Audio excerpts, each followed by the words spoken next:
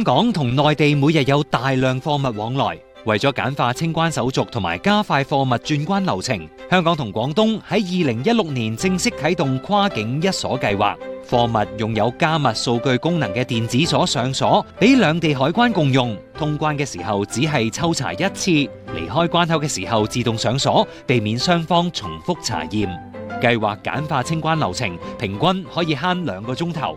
為咗配合大灣區嘅高速發展，粵港澳3地一鎖計劃亦都喺舊年正式啟動，連同湖南同福建亦都加入跨境一鎖計劃，令到清關點達到90幾個，路線超過1000條。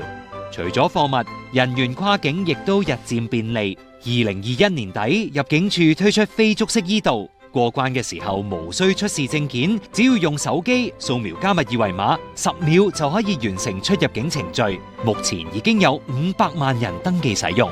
深圳灣口岸同拱北口岸更加試行刷臉技術，進一步便利通關。從無縫清關到無感過關，積極探索科技應用，令到香港人員流動、貨物運輸暢享無邊。融入國家發展，鞏固國際優勢，團結香港，聯通世界。